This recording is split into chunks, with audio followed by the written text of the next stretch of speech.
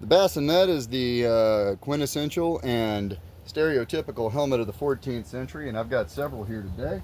We're going to be going over them and taking a look at how they're all a little bit different and a lot the same. They're all set up slightly different. They're all set up for different purposes, and they're all set up for different event types. So I've got a HEMA visor. I have a quasi-period rattan visor. I have another quasi-period rattan visor. I have a bar grill. And then I have a historical helmet here on the end, which has none of those things. All three of these helmets, though, have a riveted male aventail. Well, this one's a welded male aventail. And they have a padded aventail liner, just like the current evidence suggests that the originals did. You'll see that a lot of them have a strap that secures the visor down. This is a safety device for the various combat games. It appears that most of the clap visors didn't actually secure that way. They were either under tension or something else. And occasionally you'll see people using spring pins and things like that in other bassinets. Again, not actually on most of the extant pieces. This is a HEMA setup visor. It's on a 12 gauge helmet made by Chuck Davis. And it's set up for HEMA weapons to not penetrate the holes. And got a HEMA spear, or actual living history spear, also will not go through the holes. This would, however, penetrate if you really worked at it. Apparently not. Oh, there we go. I can almost penetrate easily the rattan visor here, the historical-esque rattan visor here, and I can definitely go through this one. So that wouldn't be safe for necessarily using those kind of weapons. But the big rubber tip, yeah, that one won't go through. It also won't penetrate the historical visor, but the historical visor used for living history events doesn't have a retention strap or retention system. It just lifts and comes down under its own weight. So this visor is specifically made for the HEMA weapons, so it has very small openings here, but not only are these to breathe through, you can also see through them. So this kind of what I refer to as my golf ball face, because to me it sort of looks like a golf ball. Holes at the top, more holes underneath, more holes in it, and the smaller holes in the bottom. But I get a pretty good field of view out of this after all, as the holes are oriented in front of my eyes. This is a rattan visor, as is this and this one, but these are sport styled visors, and this one is actually designed to somewhat mimic the construction of a clap visor. As you can see, they cosmetically are shaped to resemble one another, and it's designed to stop the rattan sticks used by the SCA, the EMP, the SMA, I think the Adrian Empire. There's probably 10 or 12 other rattan groups out there. And this is designed to stop the penetration of the rattan stick through the hole. It won't stop. Well, actually, hey, it does stop that. But it won't stop the metal weapons at all.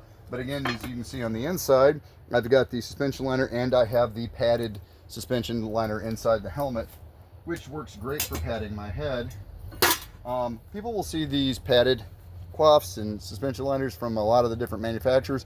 They're not necessarily thick enough. Mine actually does suspend, but it is padded with modern foam for both of my stick fighting helmets.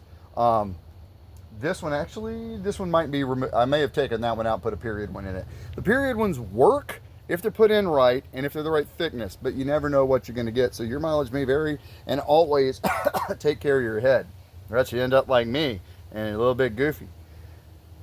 But this one is stitched in. You can see the stitch lines on the outside of the visor. Just above here, I have a Brian Price visor hinge that I've got just a regular bolt with a screw through there, so I can change that out and put any of the other visors on. If I wanted to change out to this visor or to the golf ball visor, I can pop them right in there and it screws down. I'll give you an idea. What does it look like on the inside? Very much like this. The suspension liner has a little cap inside where it keeps it from making contact with your head with the metal, and you tighten it up and it adjusts to however the specifics of your head fits that helmet.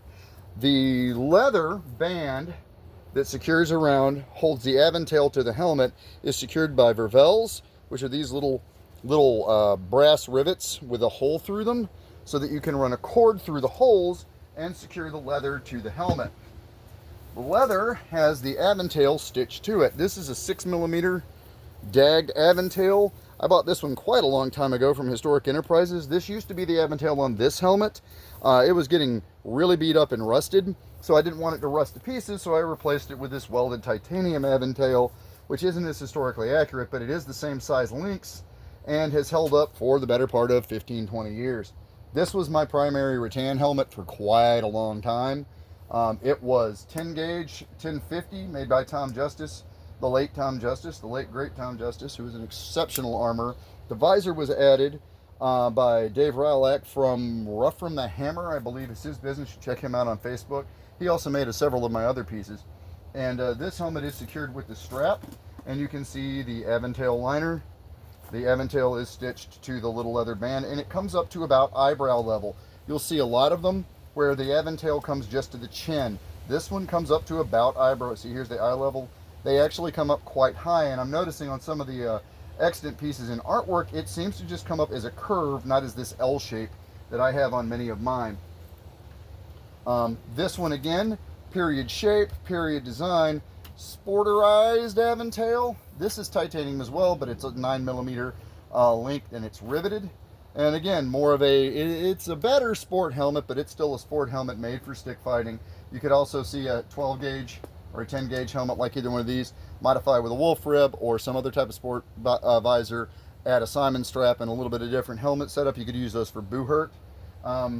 This one is just 16 gauge. This one my little boy John wears, so it's actually very small. This was a sample. The hinge would fit on this little clasp in the front. The Aventail would be attached to the leather band, and the whole thing would go together like yay. Giving you an idea. There's also a couple of other helmets floating around in the time period. You see the kettle hat. You see these all the way up into use in World War I. You still sometimes see these plastic versions of these as construction helmets. It has a great brim for keeping debris from falling down toward your face. If you've got arrows coming in, it provides a lot of visibility. You can see, you can hear, but the top of your head's still protected. The kind of granddaddy of the bassinet, the Secret or Sevier, could be worn under the coif, the male hood, or over. And this one's got a little suspension liner. I actually pulled this out because with the padding and the coif, it wasn't quite big enough with the suspension liner tied together, so I've untied it. But you get a really good idea of how the leather suspension liner looks like that, and it's just a little metal dome to help protect your dome. No visor, no nothing. Might see those still in use under a great helm later on. But let's move to my very nice Jeff Hedgecock helmet, which is my living history helmet. As you can see, the Aventail goes all the way up to eyebrow level. It is secured in with the staples, Drevels all the way around. I need to reattach this little bit right there. It is starting to pull loose. You have a brass pin, which allows it to hinge. These removed, I could take the visor off. I'm not going to. And I have the padded Aventail liner under the riveted mail. This is, I believe, 6mm flat link wedge riveted mail. And this is about as close to the real thing as I can afford.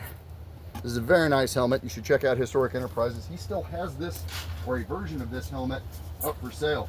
So that's a quick overview of my helmets that are used for different sports, for stick fighting, for HEMA, historical European martial arts, old stick fighting, and for living history, and then other ones are just for fun. One thing you might find with a living history helmet without a visor, or a simple helmet like that, you might be able to use that even for LARPing, since you don't necessarily need the face protection. Anyway, that's what I got for you today, showing off the little bit of helmets I've got, the different kinds of bassinet, the 14th century helmets. Be sure to like and subscribe.